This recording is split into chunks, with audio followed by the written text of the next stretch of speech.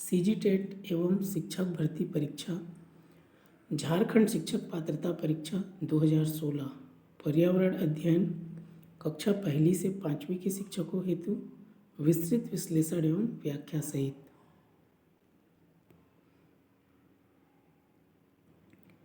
पहला प्रश्न है, स्थानिक स्पीसीज है, इसका उत्तर है विशिष्ट आश्रय वाले स्पीसीज।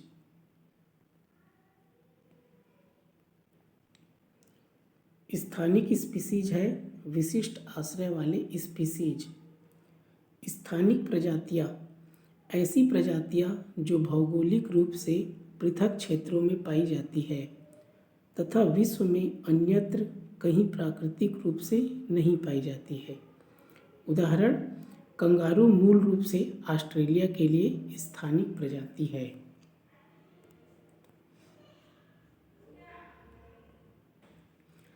अगला प्रश्न है, अंतरिक्ष में सबसे लंबा समय रहने का रिकॉर्ड किस महिला का है?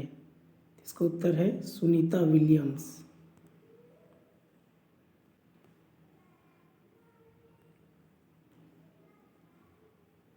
प्रश्नकालीन समय में अंतरिक्ष में सबसे लंबे समय तक रहने का रिकॉर्ड सुनीता विलियम्स का था।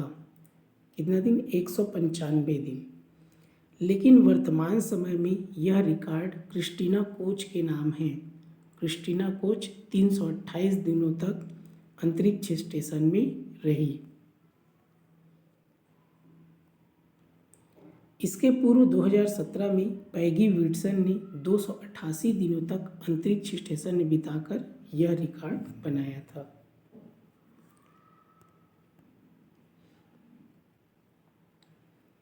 अगला प्रश्न है, जल का शुद्धिकरण हो सकता है डैश रासायनिक कारक से हो सकता है। इसका उत्तर है पोटेशियम परमैंगनेट।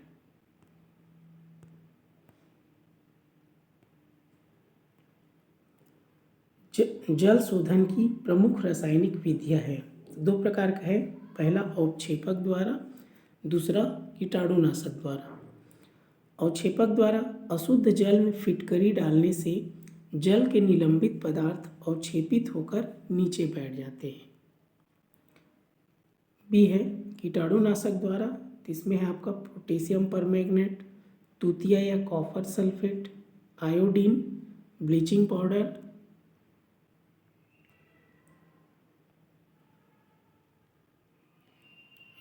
क्लोरीन।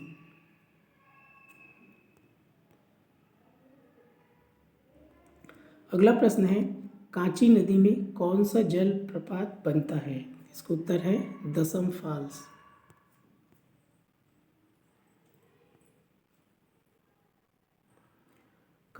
कचनी या कांची नदी से दसम जल प्रपात बनता है। दसम जल प्रपात का असली नाम दसोम है। यह झारखंड के रांची जिले में स्थित है। हुंड्रू जलप्रपात सुवर्णरेखा नदी पर है, झारखंड राज्य रांची जिला। जोन्हा जलप्रपात राढ़ू नदी पर है, गौतम धारा जलप्रपात।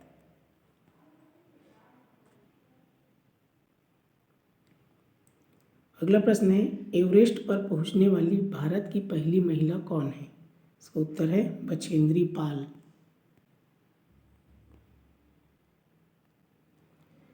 बछेंद्री पाल माउंट एवरेस्ट पर पहुंचने वाली भारत की पहली तथा विश्व की 5वीं महिला है। इन्होंने यह कारनामा 1984 में किया था। प्रेमलता अग्रवाल भारत की पहली उम्रदराज महिला है जिन्होंने 48 वर्ष की उम्र में वर्ष 2011 में माउंट एवरेस्ट को फतह किया था। माउंट एवरेस्ट की ऊंचाई 8,850 मीटर है।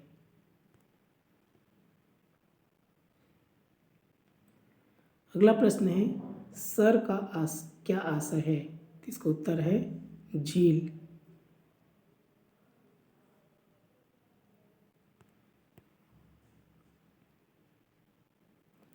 सर का आशय झील से है। सर सरोवर जलाशय तालाब के पर्यायवाची है।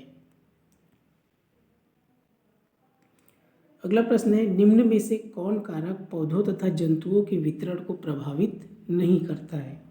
इसका उत्तर है पारिस्थितिक तंत्र।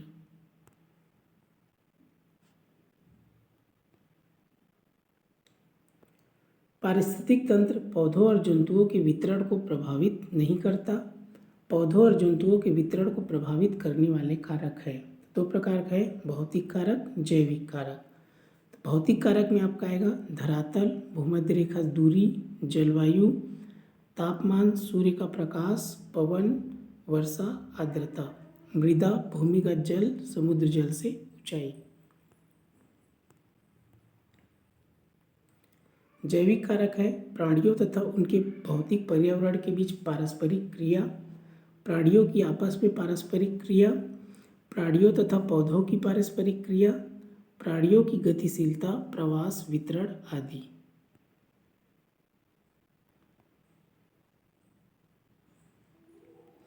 अगला प्रश्न है, चित्र का अध्ययन करें, वह कौन सा पौधा है। ये आपका दिया, इसमें बताना है ये कौन सा पौधा है। परफ्यूम बनाने में प्रयुक्त पौधे, रसोई में प्रयुक्त पौधे, औषधि में प्रयुक्त पौधे। तो इसका जो उत्तर है आएगा आपका साग।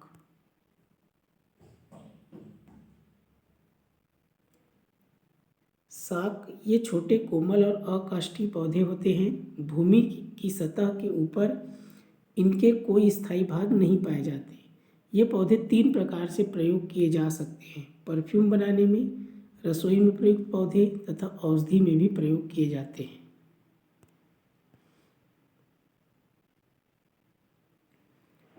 अगला प्रश्न है, संबंधों के बारे में निम्न कथन का अध्ययन करें। ए का दामाद बी है तथा बी की बहन सी, ए की पत्नी सी है। पत्नी का भाई साला कहलाता है। फिर दिया है डी की पुत्री ई तथा ई का पिता एफ तथा डी की पत्नी है।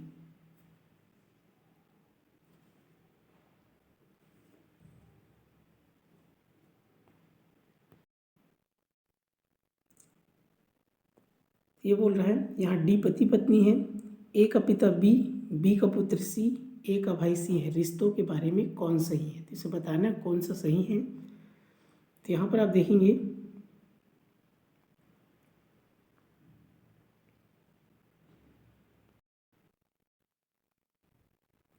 पहला को देखेंगे आप, ए का दामाद बी, मतलब ए क्या होगा, सास या ससुर होगा, सास या ससुर, और उसका दामाद कौन है, बी, और बी के बहन क्या होगा, सी। तो यहाँ पर देखेंगे आप, जो ए है वो सास या ससुर होगा, तो और उसके बाद बोले ए और सी, ए की पत्नी सी है।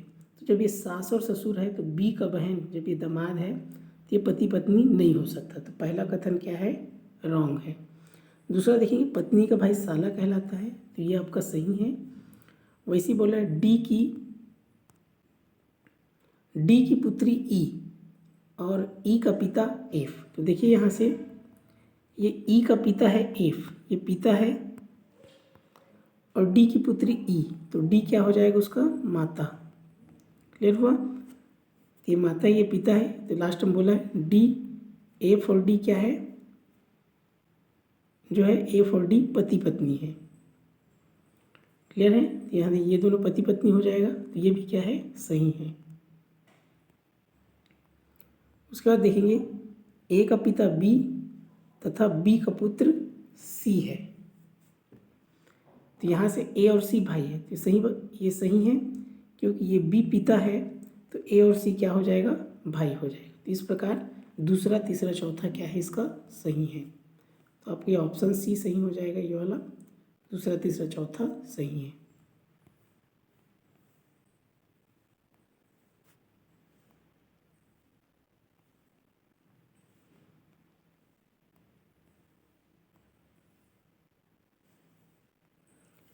अगला प्रश्न है, बेतला राष्ट्रीय उद्यान किस जिले में स्थित है। इसका उत्तर है पलामू।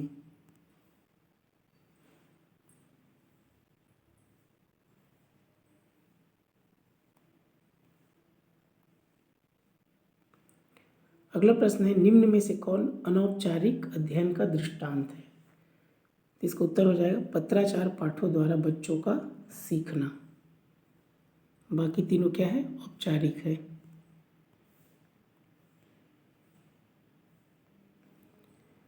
पत्राचार पाठों द्वारा बच्चों का सीखना अनौपचारिक अध्ययन का दृष्टांत है।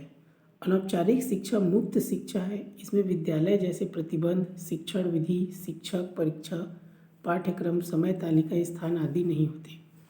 इसका कोई कार्यक्रम नहीं है। यह हर समय तथा प्रत्येक स्थान पर प्राप्त होती है।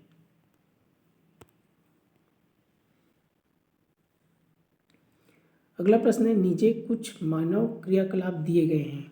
खदानों को खोदना, बांध बनाना, बाजार में बेचने के लिए पत्तियों तथा झाड़ियों का संग्रहण, बांस द्वारा टोकरियां बनाना।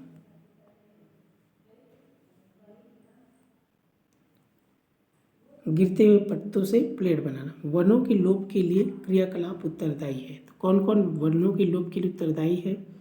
इसका आपका हो जाएगा खदानों को खोदना और बांध बनाना। पहला और दूसरा क्या होगा? वनों के लोप के लिए उत्तरदायी है।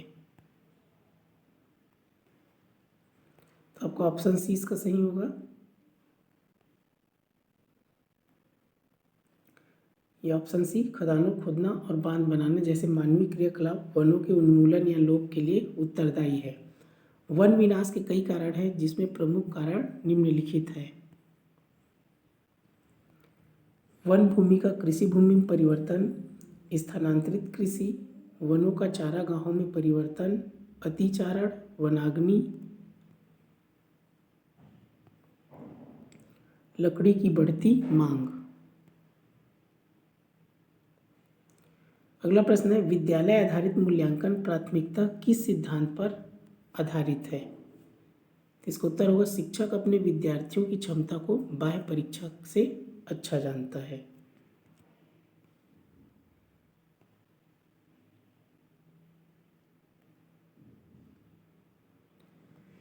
विद्यालय आधारित मूल्यांकन आकलन एक सतत रूप से चलने वाली प्रक्रिया है, जिसमें शिक्षार्थियों के अधिगम त्रुटियों की पहचान कर उसमें सुधार करने का प्रयास किया जाता है।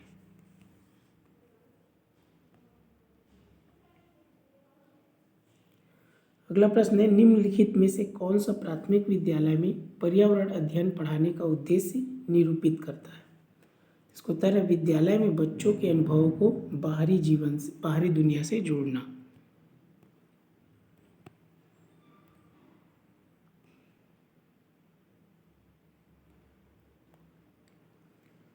विद्यालय में बच्चों के अनुभवों को बाहरी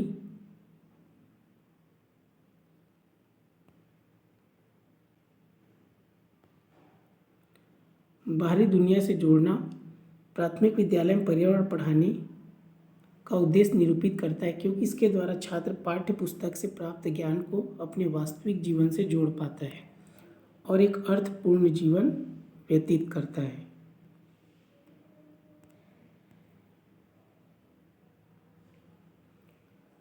अगला प्रश्न है, वन्य पारिस्थितिक तंत्र में ऊर्जा का पिरामिड होता है? तो इसका उत्तर है हमेशा सीधा।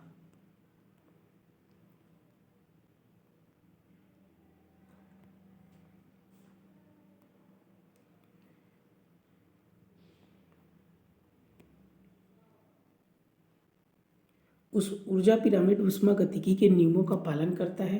इसमें एक पोषण स्तर से दूसरे पोषण स्तर पर स्थानांतरित होने वाली ऊर्जा को दिखाया जाता है, अतः ऊर्जा पिरामिड सदैव सीधा होता है। एक पोषण स्तर से दूसरे पोषण स्तर में मात्र 10% की ऊर्जा स्थानांतरित होती है। इसी कारण ऊर्जा का प्रवाह एक दिशी होता है। अगला प्रश्न है, दांतों एवं अस्थियों को मजबूत रखने में आवश्यक क्या है? इसका उत्तर है कैल्शियम।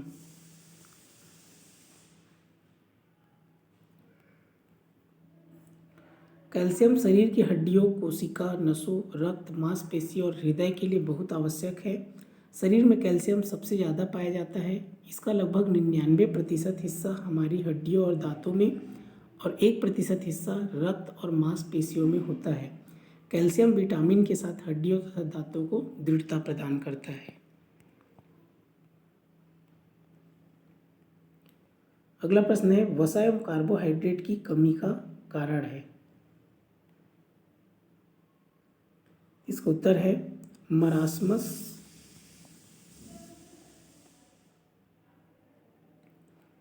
मरासमस ऊर्जा की कमी के कारण गंभीर कुपोषण का रूप है। कार्बोहाइड्रेट एवं वसा दोनों ऊर्जा उत्पादक पोषक पदार्थ है। अगला प्रश्न है, कौन सा तत्व सभी प्रोटीनों में उपस्थित होता है?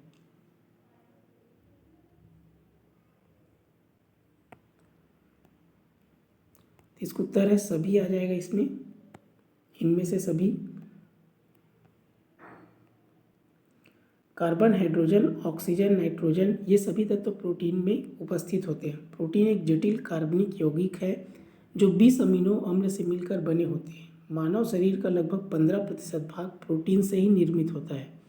सभी प्रोटीनों में नाइट्रोजन पाया जाता है।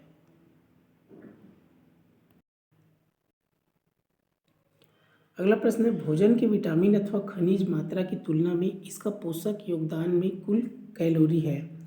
इसका उत्तर है पोषक घनत्व।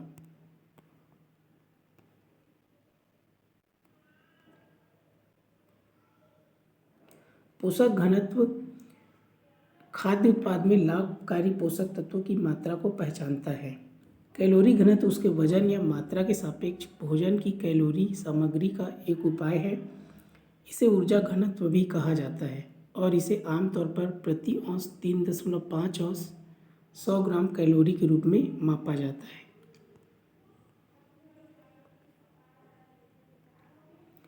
अगला प्रश्न है, जल में गैस का संतृप्ति स्तर निर्भर करता है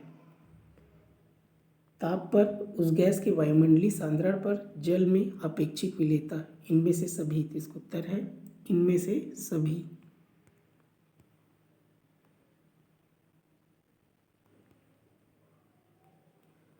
अगला प्रश्न है, संतुलित प्रश्न पत्र तैयार करने का सही चरण क्या है? तो इसका उत्तर है ऑप्शन ए, डिजाइन तैयार करना, ब्लूप्रिंट तैयार करना, प्रश्नों को लिखना तथा संपादित करना, अंक योजना लिखना।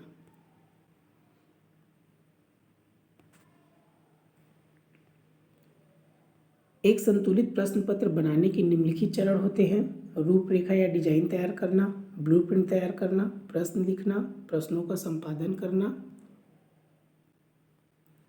योजना लिखना। मुख्य रूप से प्रश्न निम्न प्रकार के होते हैं: मुक्त अंत वाले प्रश्न, सीमित अंत वाले प्रश्न, निबंधात्मक प्रश्न, वस्तुनिष्ठ प्रश्न। अभिसारी प्रश्न, अपसारी प्रश्न, मूल्यांकन वाले प्रश्न।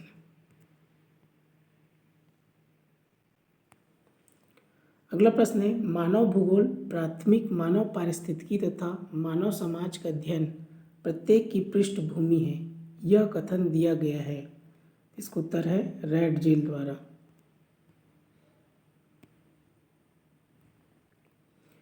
मानव भूगोल प्राथमिक मानव पारिस्थितिकी तथा मानव समाज का अध्ययन प्रत्येक की पृष्ठभूमि है, यह कथन फ्रेडरिक रैडजेल मानव भूगोल के जनक द्वारा दिया गया है। रैडजेल विश्व के प्रथम पूर्ण मानव भूगोलवेत्ता थे। उन्होंने मानव भूगोल को एक विज्ञान के रूप में संस्थापित किया। रैडजेल मानव भूगोल के अंतर्गत मानव जीवन की व्याख्या पर्यावरण के संदर्भ में प्रस्तुत किया और विभिन्न प्रादेशिक उदाहरणों द्वारा यह सिद्ध करने का प्रयास किया कि मनुष्य के रहन सहन, उसकी आर्थिक, सामाजिक एवं राजनीतिक क्रियाएं तथा संस्कृति आदि भौतिक पर्यावरण के अनुसार निर्धारित होती है। सबसे पहले रैडजेल ने ही मानवीय पक्ष के भौगोलिक अध्ययन के लिए एंथ्रोपोजियोग्राफी शब्द का प्रयोग किया था। रैडजेल को नीतिवाद का प्रतिपादक माना जाता है। रैडजेल की पुस्तक है एंथ्रोपोजियोग्राफी। नोट, पाल विडाल डी ला ब्लास ने संभववाद की विचारधारा दी। अगला प्रश्न है, विद्यार्थियों के क्रियाकलाप प्रभावकारी होंगे यदि। इसमें दिया, शिक्षक नहीं जानता कि वह ऐसा क्यों ऐसा करता है। शिक्षक उसकी पाठ्य योजना को पूरा करने के लिए कहे। शिक्षक क्रियाकलाप आधारित शिक्षण के लिए प्रिंसिपल के निर्देश का पालन करने का भाव दिखाता है। इसका उत्तर है ऑप्शन डी, वह विद्यार्थी को धारणा को समझाने के लिए क्रियाकलाप आधारित शिक्षा में विश्वास करता है।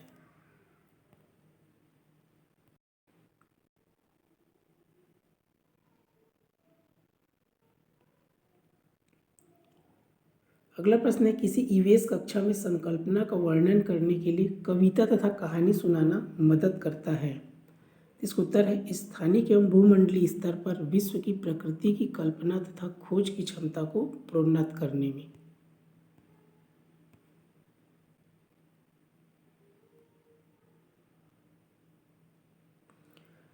रचनात्मक मूल्यांकन के लिए निम्न में से कौन उपयुक्त साधन नहीं है? तो इसका उत्तर है आवधिक जांच।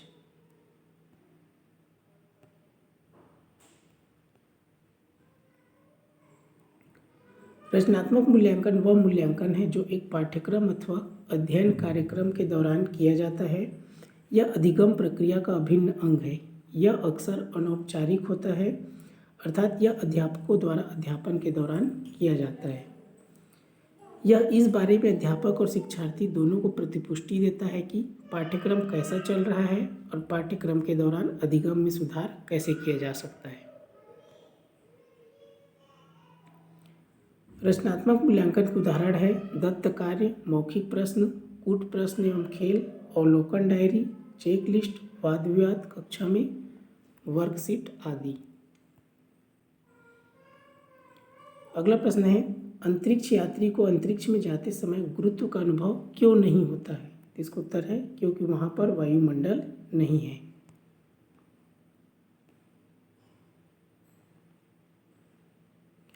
अगला प्रश्न है, झारखंड की प्रमुख नदियों में से एक है। इसका उत्तर है स्वर्णरेखा नदी।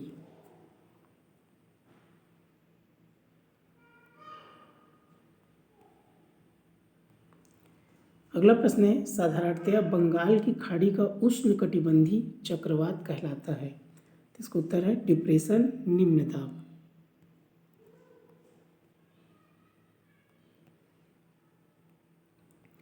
उष्णकटिबंधीय चक्रवात एक तीव्र गोलाकार तूफान है जो गर्म उष्णकटिबंधीय महासागरों में उत्पन्न होता है और कम वायुमंडलीय दबाव, तेज हवाएं और भारी बारिश इसकी विशेषता है।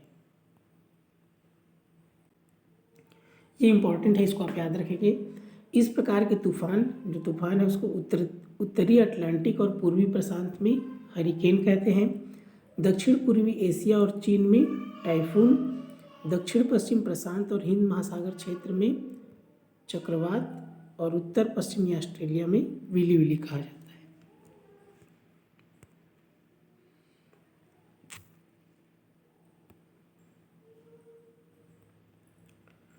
अगला प्रश्न है, नाकरेक बायो रिजर्व कहाँ स्थित है?